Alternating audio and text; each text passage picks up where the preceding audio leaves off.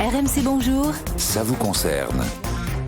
Avec Loïc Rivière, le Père Noël va bien passer une tête aux urgences pour le réveillon, mais autant éviter d'y passer la soirée.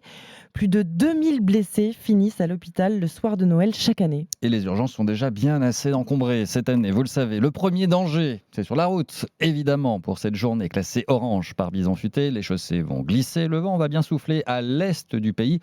Le mieux est donc de se hâter lentement, en restant évidemment sobre et prudent. Une fois bien arrivés, les accidents domestiques démarrent, eux, à l'ouverture des huîtres, avec la fameuse lancette. Cette petite lance, ce couteau court, à lame très épaisse, Moi, j'y touche pas. qu'on utilise seulement 2 fois par an au mieux. Alors autant laisser faire les professionnels qui, eux, en général, mettent des gants. D'après l'Institut de veille sanitaire qui s'intéresse à nos huîtres, à notre façon de les découper, 2000 écailleurs amateurs sont victimes d'un couteau mal maîtrisé tous les ans. Ouais.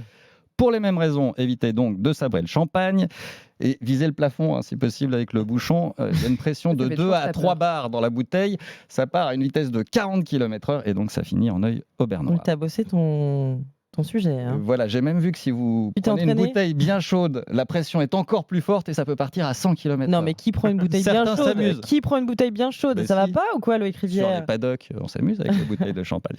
Les intoxications sont légion. Tourteaux, langoustines, homards cohabitent avec les bactéries sur les plateaux. Alors on a tendance à remplir le frigo. Du coup, les plats ne sont pas assez froids. Et si vous les mettez dehors en ce moment, là aussi, les températures sont un peu trop élevées. Et puis Loïc, il y a le risque d'incendie très élevé au pied des cheminées mal ramonées et des sapins illuminés.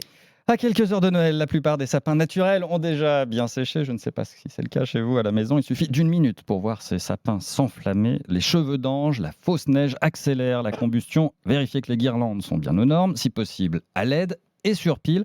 Et surtout, évitez de les laisser briller toute la nuit, sinon elles s'ennuient. Certains sont simplement allergiques aux sapins à cause des moisissures et des champignons qui prolifèrent à l'intérieur du tronc. Joyeux Noël. Ouais. Une fois les cadeaux distribués, gare aux enfants, bien sûr. Les petits jouets représentent toujours un grand danger. La moitié des suffocations enregistrées sur cette soirée concernent des enfants de moins de 5 ans. Les plus jeunes représentent également un quart des brûlures en cuisine. Certains vont même se servir dans vos verres. À cet âge, une seule gorgée d'alcool fort peut les intoxiquer. Alors dans ce cas, il est conseillé de leur faire boire une boisson sucrée en attendant les secours. Bon, on peut peut-être rappeler du coup les numéros d'urgence, Loïc. Le 112 a privilégié le numéro d'urgence qui vous oriente vers le service le plus adapté. Sinon, bien sûr, le 15, le SAMU pour les vraies urgences médicales et le 18, les pompiers pour les départs de feu, les accidents. Le mieux sera de les laisser réveillonner au calme. Cette année déjà assez compliquée à gérer. On leur souhaite également un joyeux Noël et une très belle soirée. Et on espère que vous n'aurez pas à composer ces numéros. Voilà. Merci beaucoup, mon cher Loïc.